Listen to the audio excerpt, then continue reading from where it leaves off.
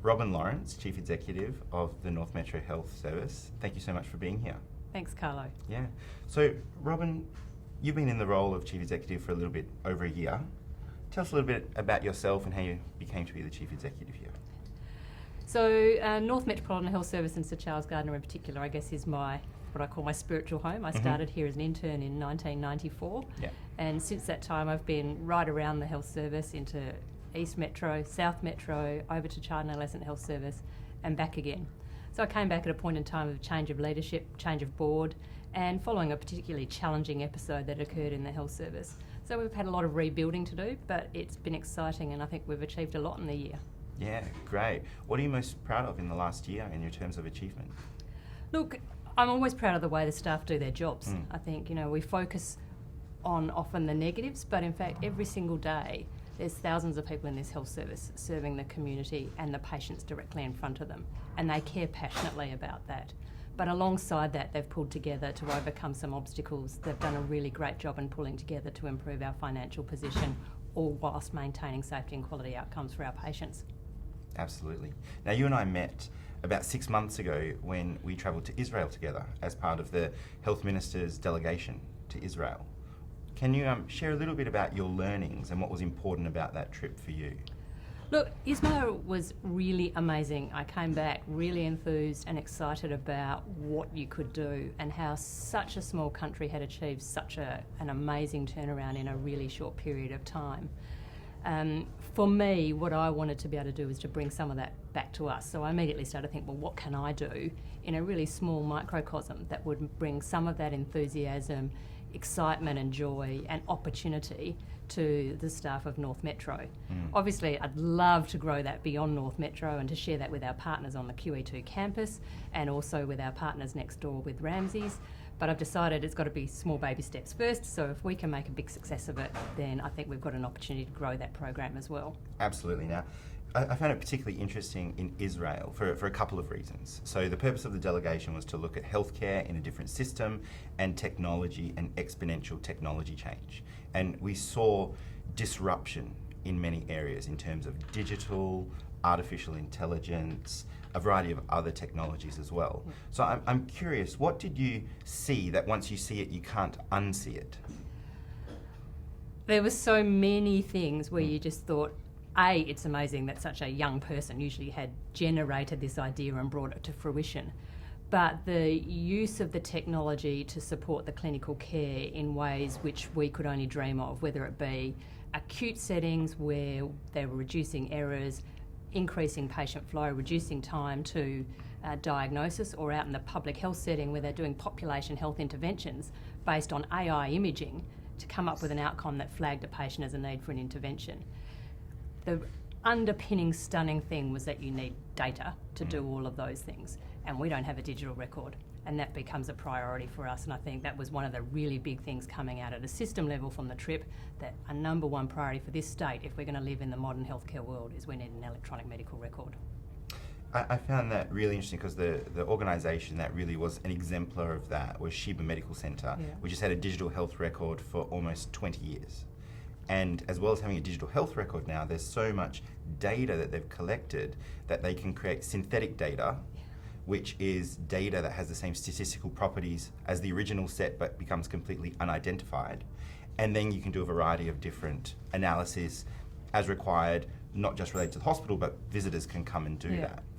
And it was really interesting, that comparison with WA, that we haven't had an electronic medical record, and it is in the plan. What do you think the difference in looking forward is, comparing, say, Israel and Western Australia? I think if we do have good data sets in WA, so that is a starting point. So there is data available, but we haven't been able to leverage it, and having that synthetic data tool would be amazing. The quicker we can catch up, the better, but we've also got to understand that you can't roll out a digital medical record overnight. So doing the pre-work, making sure clinicians are really engaged in that process, that they're looking at the models and things before we roll into a digital record, will shorten the time frame for the rollout and then enable us to do it. The ability to become an open campus and have anybody use your data would be revolutionary for WA. We are a long way from that at the present time, but being able to see how you could do it to, I guess, avoid some of the pitfalls we currently have was mind-blowing. There's also an interesting opportunity, I think, for WA in that while it has lagged, it also gives the opportunity to not make the same mistakes that other jurisdictions have made. Yeah, and there's been plenty of those around the country and probably around the world. They're really expensive mistakes to make, so we certainly don't want to make them again. Plus the technology is rapidly advancing, so what might have been bought 10 years ago is going to be vastly different to what the state eventually purchases. So having those learnings about what you really need to make your digital record work and what you don't, I think is really important. You mentioned, I think, a really interesting topic that you noticed that a lot of the entrepreneurs that were building companies that we saw were quite young. What was notable about that for you? It was the way they thought, and being a mum, I immediately thought about my own kids and where their futures lay, and just thought, oh my goodness, these young people are mind-blowing. And they all talked about the same key things that gave them the ability to deliver what they did. A threat was one of them, and that's nothing we would ever wish on this country or community that would be under the threat that a country like Israel would be. But that clearly drives change, and we know that disruption and whatever kind of pressure you are in does drive that change, but it's how do you generate that without it being a global threat, I think. The second thing is they're taught to challenge from the time they're really tiny, and our culture doesn't allow that as freely as probably you need to. And I think from this program, that's one of the things we really need to focus on, which is letting people have a view, have a say, and have a go, which is a really Australian saying. Let's have a go, mate. That we've kind of knocked out of our young people in the way I think we educate them, then expect them to behave within the hierarchies. And then I think finally they all do military training, and they all say that's a really important part of how they've learnt to innovate. Again, I don't think we're about to bring back military training, but it did turn out some really amazing young people with a very global view and a view that nothing could stop them. And building on what you said, something that's talked very much about in startup world and startup circles is failure, and the importance of failure, accepting risk, and when people fail, the talk of celebrating failure in some ways. I personally think failure sucks and it's terrible, and it can be very much overrated, but there is quite a difference in perspective in entrepreneurial communities. What did you observe about that? Certainly they didn't seem to be knocked down by failure. I think when you dig underneath it, and this is my personal perception now, everybody is disappointed with failure. You can't be, because otherwise you haven't had your heart and soul in whatever you've been doing. But by the same token, they're not penalised for it. So nobody says you're a bad person, nobody makes you write a 100-page report about why you failed. It would seem to me that those who are doing it best are not so much celebrating the failure, but accepting it, picking up what they needed to out of it and why it might have gone wrong, and just getting on with the next thing, whatever the next idea is. And in sports, you see sports coaches saying, don't worry about it, next thing, next thing, next thing, because if you're dwelling on that thing that went wrong here, you'll never be a great team member, because you're focusing on your own personal exposure rather than focusing on the betterment of the system. So that next thing kind of generation, I think, is really what it encompasses, as much as saying, it was really great, you had a go, you put up a great idea, didn't come to fruition, okay, what's next? Now bringing our gaze to Western Australia and WA Health and North Metro, what's your experience in terms of failure here?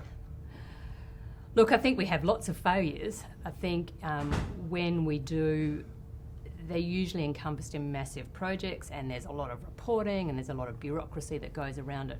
We have to be accountable for things like money and resources, so there's no doubt about that. But it's not accepted probably in the way it needs to be if we are going to innovate. It's not to say that we denigrate people, but I don't think we actually... Every failure is, well, why did it fail, and the project failed and the project's red and all of those sorts of issues, rather than saying, okay, the project's red, should we abandon this? Having said that, we haven't done a lot of real innovation projects, so it's a balance between the innovation and allowing that to flourish versus some of our really big projects, which do need that robustness. I think in the main, people actually don't have the opportunity to test and try their ideas out. So before we get them doing that, we've got to have that acceptance as well. You've launched the Innovative Future program. within North Metro Health Service. What does innovation mean to you? For me, I think it's, we're going to keep it really simple, which is anything that's new or different about the way we can do our processes, practices, or if you feel that way, devices, whatever it is.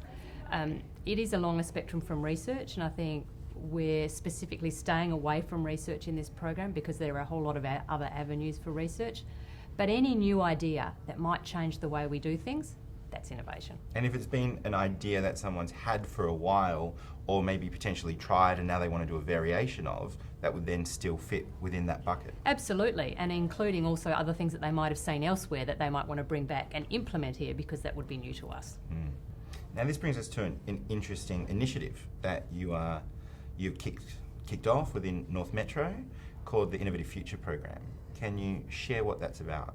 So the Innovative Future Program was really about trying to take us from an organisation which was really focused on the budget as its primary cause alongside patient safety to saying, okay, we've done some work there, the budget's always going to be there, we're always going to need to meet those requirements, but what can we do differently that's going to create opportunities for staff to flourish and to create better systems and outcomes for patients, both in North Metro and hopefully right across the state in due course. There's 3 streams within that. The first one is high quality patient care, the second one is people and culture, and the third one is innovation and partnership. 2 of those streams are just going to be open to staff. We want the ideas to come from the bottom up, and we want to be able to support staff to have a go at implementing or designing whatever it is around those ideas. We want to give them some executive support to unblock projects and problems that they come across as they're doing it, which is often a big problem when you're trying to do a project from the bottom up. And we want to give them some mentoring and some resources to be able to make that work. We also want to make it really low bureaucracy. So simple to start, simple to stop if we're not going in the right direction, and a constant flow of these projects coming through. I want to be able to create a platform, I guess, that they can leverage off then to get higher grants if they want to go on to do that. It's really interesting in large organisations, just generally, and I know the health system very much, where people feel frustrated and trapped down by bureaucracy, and where they've fought for change in a particular area and change is just too difficult. Yeah. So what would you say to people that have experienced that in terms of this new program? Yes, recognise that. I think big government organisations like ours are bureaucratic. There's no way around it. We experience it from the top to the bottom. The aim of this program is to try and unstick that, and hence why we need to start in our local environment, because I have limited control outside, but I have a lot of control inside. So my goal is to unstick that as much as possible, to have a program which is truly adaptable, and I think we've met with the executive yesterday and you've led us through it, and we're setting as few rules as we can to enable that to happen. It's a bit of a leap of faith because we haven't done it before, so we're giving it a go. We'll see how it works, and hopefully those who join the program will help us through that and the challenge that the program faces, as well as the challenges that they face in trying to deliver their projects. I think there's some interesting principles that make this project quite different from others, at least from my observation. One is what you said about your commitment to minimising red tape and executive support, accelerating people through that process. Another part is that people and successful applicants will be given resources to actually support them on their journey and make their problem area or their idea come to life in a proof of concept or a pilot. So with that, what type of resources will people be given in the program? So we've set aside a small budget in the global sense, but nonetheless a budget to support things that we might need to, I guess, enable them to do. But more importantly, we've got an absolute commitment from executive to free up resources that exist in the organisation in the first instance. We don't really know what resources people are going to need. It might be that they need access to data, it might need that they need analysts to analyse the data, but they might need a desk to sit to do the work they want to do. They might need a bit of time out of what they're doing. So until we know what the projects are and what resources they need, it's hard to say exactly what they are. But we'll pick the projects and then we'll work within our budget and what we've got right across North Metro within our very large organisation to support those, and we'll make them happen from that perspective. And within the bucket of new ideas, they really vary on a spectrum from relative incremental but really important to big, bold, visionary. Where are you seeking ideas along that spectrum for the program? Anywhere along the spectrum. I think it's really important that everybody in the organisation who's got an idea thinks I can be part of this program. From our patient support staff who have the widest view of the hospital because they're out there every single day in all of our services, to our corporate staff who work in offices and can see major issues with our back-end processes, to the person who's got an idea that might be a technology idea. This project's open to all, and we want to see all the great ideas. The more ideas, the better, the harder our job is. And for people that are feeling fatigued within the system, what would you say to them? Look, I recognise that fatigue, and I think it is hard when we are changing all the time. The other side of that is the world, and the healthcare world in particular, is changing all the time. If people are tired and can't be part of the program at the minute, I acknowledge that and I accept that. What I hope is that as people see progress, that they may have a time to be rejuvenated, to take a breath and to join in the program. If something's going on in your area, don't discount it up front because we're tired. Take a look at it because it might actually be the one change that makes your life better. I had an interesting discussion with a federal member of parliament, and he described to me his reason for being in parliament was that you can only participate in the decision making if you're in the room. Yeah. And I always found that really interesting because it is fatiguing and change requires a lot of energy, but you need to be in the room to also make a change. Yeah, absolutely. I mean, I think the most frustrating thing is when you're not included and somebody makes a change around you, and we all get really angry about that. So the only way to stop that is to be there and to be participating, even if it drives you mad. And certainly I have that experience on a regular basis.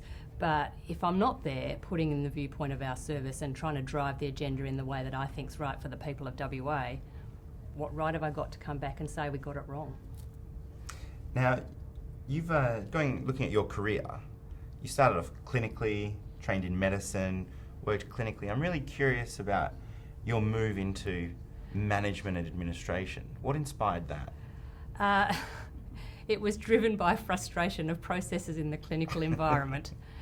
So as a junior doctor at this hospital, we have after-hours rosters, as we do now, and there was a particular roster that only certain junior doctors were allowed to participate in when they were doing those terms. It was a very special roster for a very special couple of units. And I said to the senior surgeon at the time, I said, why is this? This is crazy. You know, I'm brand new here. I don't know anything about these patients, yet you think they're getting the best care. But when I've done the term and I know most about them, I'm not allowed to do the roster anymore. He went, oh, you go and sit on a committee.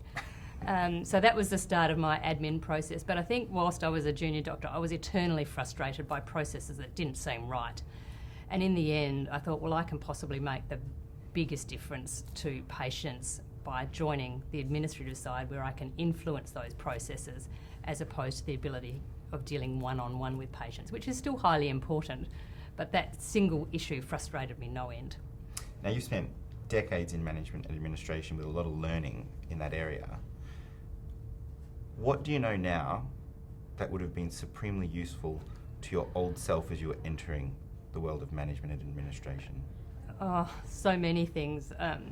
Look, I think the way you listen and hear what people say, and you learn a lot of lessons by failures, whether they're your own or other people's. And I think that one of the biggest things I probably didn't know, or you theoretically know, is about communication and that real ability to hear what people say by listening to it and then to be able to respond to it. Not everybody likes the response, but it's far better than no response. And my single piece of advice to anybody joining a senior administrative team now is, A, make sure you listen. And if the world's yelling, that's usually a signal there's a reason to listen, even if you don't like what they're saying. Find a great confidant that you can bounce those ideas off, because it's really lonely when you step into these sorts of roles. And B, the theory's really good, but we've all got to interpret that in our own way. And I think the final thing is be human. You know, the more you get to know your teams, the more you are a person as opposed to a boss, a manager or a leader, the better your life's going to be. In your career, when you reflect back, I'm curious if you can share with us an experience with a patient that most impacted your heart and an experience with a patient or an event that most changed the way that you practiced. Probably the one that most affected my heart was as a junior doctor in oncology, where I had a young mother who had several children from the country who clearly had terminal disease. And I got the impression that she and her husband had no understanding of the point they were in their journey. And I was really worried that this mum was going to stay up in the city with her children in the country and die here in this hospital whilst waiting for a miracle cure that probably wasn't going to come. So I thought it would be appropriate for me to have a conversation with them, which I thought was gentle, to say, you know, yes, your prognosis could be 5 years, but it could be shorter. It didn't go very well, I'd have to say. The next morning she was very angry at me on the ward round, which was soul destroying because I actually thought I'd done the right thing. But she did go home to her family and she died 10 days later. So whilst it was heartbreaking for me because I thought I'd done the right thing, but I really questioned whether I had in the end, I guess at the end of the day, she did what probably was the right thing for that family. But it did raise with me, you know, we are bad at communicating with our patients to the point that they don't understand what we're saying. We might have thought we've communicated with them, because I'm sure all the clinicians before had those conversations with her, but they didn't understand. I'm going to flip the other one because I've had plenty of opportunities to be a patient in this hospital. And I think what that really exposes you to is the things you know intuitively as you walk around as a clinician, but the things you can never know unless you're lying in one of these beds, completely dependent on the staff around you. And at that point you see just how amazing they are, how, you know, the nurses are angels in the way they care for those seriously ill, highly dependent patients. You're in a bed in here for 3 weeks. That's actually a long time, not moving around. But the people you see most are the nurses and the cleaners who come in every day and have a chat, and the HSAs who push you around on the trolley. You also get to see the bits in your system that aren't working quite so well, and get an opportunity to say, couldn't we do that one a bit differently? But I think unless you're in that position, you never can truly understand from the patient perspective. And I'll be forever grateful for those teams who looked after me through those really difficult times. Thank you so much for sharing that. Communication is such an important part. You mentioned it before in terms of being a human as a leader and communicating with your team, or whether it's as a patient and being a staff member on the ground. What do you think makes communication or effective communication so challenging? I think it's easy if it's a good message. I think it's really hard if it's a bad message, because you're immediately dealing with, well, this is a really hard message. How do I say to that to that person or that group of people? They're going to get angry. We don't like confrontation, actually. We like peace. That's what we all want. But I think we don't always share the same understanding of the words that come out of our mouth either. The introduction of emails created a real issue for us, because we fire off something thinking we're just answering really quickly and it gets misinterpreted at the other end. We don't get up from our desks and walk around. We're all in a hurry, deadlines are tight, we all get angry and tired, and then people can explode around that. But I think the important thing is there is a lot of communication, and how do you get the right message at the right time to the right people? I found in my practice as well, building on what you said about communication and the challenge of having those difficult conversations, it's also, from a protective mechanism, in many ways, it's easier to do the path of least resistance, because the emotional burden can be so high and so challenging. So what do you think is important or needs to happen more in the way that we support each other as staff within the system? I think being part of a tribe is important, because this is our family. And if I reflect back even to when I got married, this was our family. We used the hospital chaplain to marry us, because my husband and I spent our lives in the hospital, kind of thing. So whichever group you're in, you need to have those kind of connections locally, because then you can share the burden. It's not easy to go home when you're having a bad day and download at home. You don't really want to do that. So you need to have those conversations at work. But I think if you're needing to then work through those difficult issues, as I've said before, having someone you can rely on, having someone who can work through how to address it with those individuals. It's far harder to deal with a difficult issue than it is to ignore it and leave the email till next year and hope that it's gone away, than it is to kind of get on the front foot and try and deal with it, but you'll pay the price in the long term. So I think it is about being part of a team, supporting each other through the tough times. Obviously for new leaders, trying to give them some support in how to do that and some teaching and training in how to do that, because it's not innate. You might be a reasonable communicator, but dealing with those difficult things, we don't often have to do that. Now, you mentioned the North Metro family, and there's employees that have been here for decades and very much ingrained in the system, and there's newer employees and people leaving the system and joining the system. So I wonder if you can share what your vision is for North Metro. Well, I'd hate for it to change from its family kind of state. I think that's really important.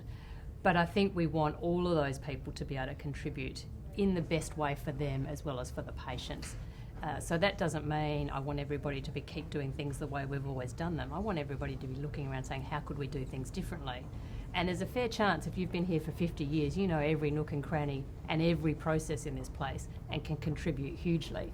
And if you've just joined us as a new graduate, you've got a completely different view on the world to what we have, and you can bring those ideas. Those people who come from external or have been here and been away and come back, they often come back with really great ideas that they've seen elsewhere, and we want to hear about those too. So it doesn't matter where you are in the organisation, there's an opportunity that you by chance have got the idea that's going to be really important for us and for you in your workplace. Now, you said something really, really interesting in a conversation we had recently, which is about walking around the wards, the halls, different areas of North Metro and seeing staff smile. Can you share more about that? Look, I think the work environment has become strained and stretched for a variety of reasons. Some of our buildings are old. The infrastructure hasn't been updated like other health services have had the opportunity to have. And people just don't seem as happy as they used to. In particular, if I walk through Watling Walk here at Sir Charles Gardner, where we're filming this, people used to smile and say hello. And I just feel like the heart's slipped a little bit in our organisation, and I would so much love to see that back. I'd love to see people walking around smiling and happy again, really pleased to be here, excited to be here, whilst remaining dedicated and caring to their patients. Now, I'm eager to know, what's your superpower? My superpower? I don't think I have a superpower. There's nothing magic in this world. Look, if I had to say one thing, I guess it's I keep coming back to work. But really, I would hope it actually is my ability to listen to what people have said to me and to try and digest that, analyse it and turn it into something good, and then to be able to respond. You know, one of the things I highly value is the ability to be able to respond to people in a timely way. They might not like what I say, but otherwise there's no magic. I wish I had one. In terms of your message for people on the ground coming into North Metro day in, day out, serving the community, Western Australia, what do you want them to know from you? Thank you. I think it's really simple. Those people are doing a really great job, and I certainly appreciate it as the Chief Executive and as a member of the community and as a patient. What I would really like them to know is we do value what they do, and we want them to be part of our community going forward and into the future. You're a bit of a hockey fan. Would you say that? Yeah. Yes. Now, I'm curious in your love of hockey and your experience there. What are some interesting insights about the sport that you think relates to work and healthcare? Look, I think there's a whole book been written on that by one of our great Australian coaches, but it's a team to start with. Those team members put their heart and soul into that team. A team of excellent players. You can have 10 state players on your team, but it will never make you a winning team unless you play as a team. We see plenty of these teams who fail. So being a great professional of any sort in splendid isolation won't work. I think the other thing is, as you watch the players put their heart and soul into the game, and when it doesn't go their way, they're heartbroken. And as a parent or a coach, that is equally heartbreaking as you watch these young men, which I mostly watch because I have boys, crumple to the ground at the end of a really important game. All of those things go on in the workplace. So that failure you feel in your heart and soul, but that team who you then wrap around at the end of the game and cheer together becomes your family. Now that coach mentioned Rick Charlesworth. You previously I've heard you say about what's next. What does that mean? So Rick is always saying that on the side of the field. Good effort, don't worry, what's next? It's all about what's next. It's never about, the play you've done. You've got to be thinking forward, you've got to be thinking to the next step. You've got to be one step ahead of the ball in any sport game with the ball. And that brings you success at the end, not thinking about what's gone on in the last 5 minutes of the game. Great coaches are amazing to watch, and I think there is a lot to learn for people who are interested in sport. You don't have to read a management textbook. Go and read about a great coach and you'll learn a hell of a lot. Now, for people that are watching this and working within North Metro and they want to get involved in the program and they've got an idea or they want to form an idea or learn more about the program's going to work, what should they do now? Simplest thing, go straight to the hub. The if icon's there, click on it and you'll get all of the information. We're also having some forums at the end of the month in the last week of October, so head along to one of those and you'll hear a lot more about it as well. Okay, great. Thanks so much, Rob. Thank you.